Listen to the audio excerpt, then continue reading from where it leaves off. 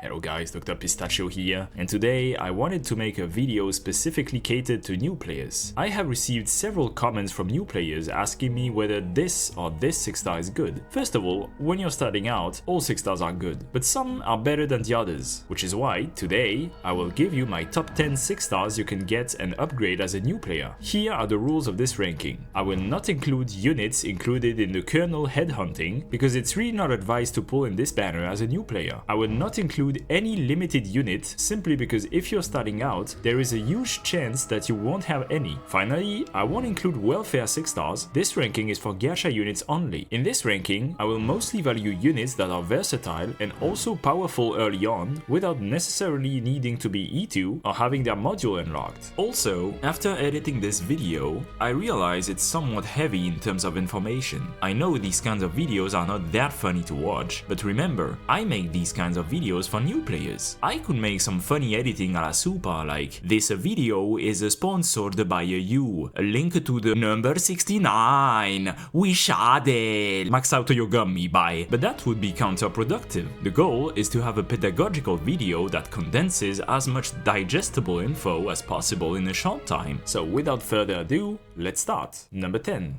Dorothy. Dorothy's skill 1 is already a pretty good skill, able to reduce the defense of enemies and most importantly, having a very high multiplier even at skill level 1. Dorothy herself has an attack that is even higher than Exusiai, making her a decent option to kill aerial units if you pay more attention to the aggro. Her mines are also pretty straightforward and relatively easy to use. Plus, they don't cost much DP. When you E1 her, her mines will even hit in AoE, making her even more deadly in your mid game. Overall, a very solid unit that you can use in pretty much every stage, whether because you want defense reduction or because you simply want a sniper. Number 9. Necrass. At E0, Necrass is basically a 3-people army that, just like Dorothy, also has a pretty powerful skill 1 that also hits in AoE. You can think of her as an AoE caster that costs less to deploy and also comes with free summons that don't take any deployment slot. All of this for almost the same stats as any single target caster. She falls off a bit in the late game, but I really believe it's not that high of a cost to pay for having a unit that can fill so many roles in the early game. Number 8.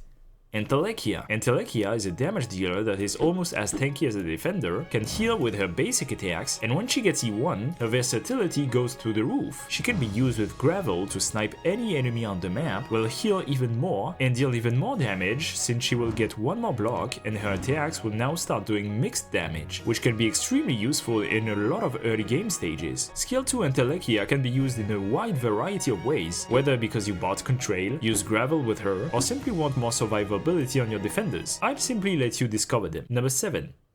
Iness. Iness is currently the best vanguard in the game. Even only at E0, she's able to deal mixed damage, attack aerial units, generate DP, and all of this from afar. Of course, her skill 2 is even better and gives her more range, and getting E1 also allows Iness to bind any enemy that comes in her range for a couple seconds, which can be extremely useful basically everywhere. She's one of the few units that is able to reveal invisible enemies once she gets E2. It also helps that even in the late game, she's very much meta and there is no loss at all in upgrading her as soon as you get her. Number 6.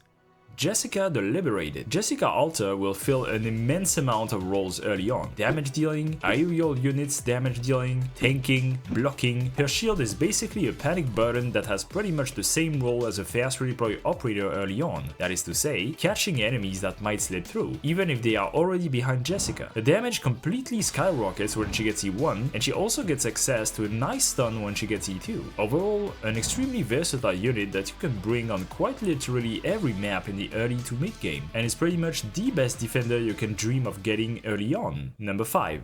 Reed the Flame Shadow. Reed Alter is an extremely powerful unit, both for healing, debuffing, and dealing damage. She kinda needs to be E1, although her S1 is serviceable, but once she's E1, you get access to one of the strongest single target heal in the game, as well as a very powerful Art's Fragility debuff. Reed is still absolutely viable in the late game, both for her skill 2 and her skill 3. In fact, her skill 3 can delete whole maps by itself, on top of crashing your game. I would still advise to upgrade a regular medic even if you get her for stuff like Annihilation, but that doesn't change the fact that Reed Alter is absolutely worth upgrading regardless. If you get her, you basically get a caster and a medic in a single unit. Number 4.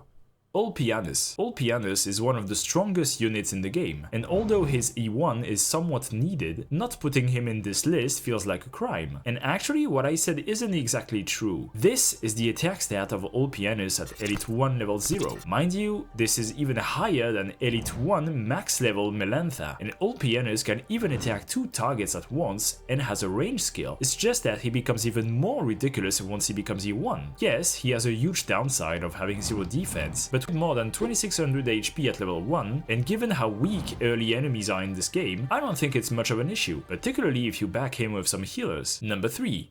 Nenuya. Nenuya is a ridiculously powerful sniper at E0, simply because her skill only takes 10 seconds to activate and will deal damage to up to 3 enemies with every auto attack. This is probably the highest value you can ever get from a skill 1 early on, but it doesn't stop here, since when she gets E1, Nenuya will also get access to her first powerful talent that also makes her a range tank, and once E2, she will get her second one, as well as getting a powerful AoE skill that complements her kit really well, and also makes her a decent boss killer as well. Number 2.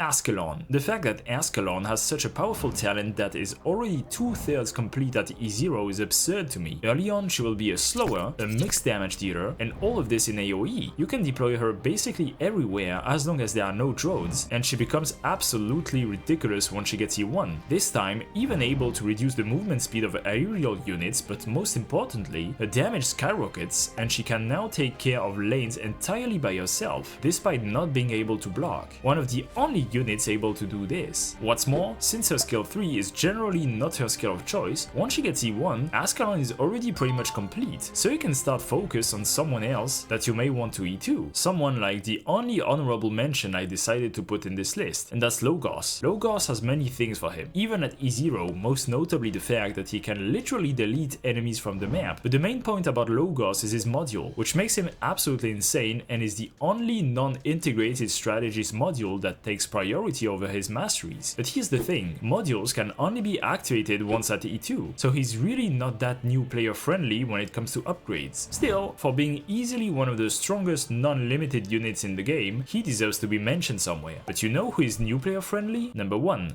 Tradia. Explaining why I put Tradia as number 1 in this list would warrant an entire essay, so let's try to list all of the points. Elemental damage this early on is absolutely broken, since we are talking about basically fixed damage in the thousands in an early game where most enemies have way less HP than this, and he can even inflict them in AoE. Virtuosa would also be at the very top with Tradia for the same reason. Unfortunately, she's limited, while Tradia isn't. Second reason, when she gets E1, Tradia gets access to the current strongest CC in the game with his second skill, which also allows him to deal his fixed damage in an even wider AoE. Overall, an absolutely monstrous unit that will allow you to roll on pretty much every early content if you manage to get him. So there you go guys, this was my top 10 of the best 6-star non-limited gacha units you can get early on. Feel free to post your own top 10 in the comments and say whether you agreed with mine or not. Leave a like, subscribe, and see you in the next video.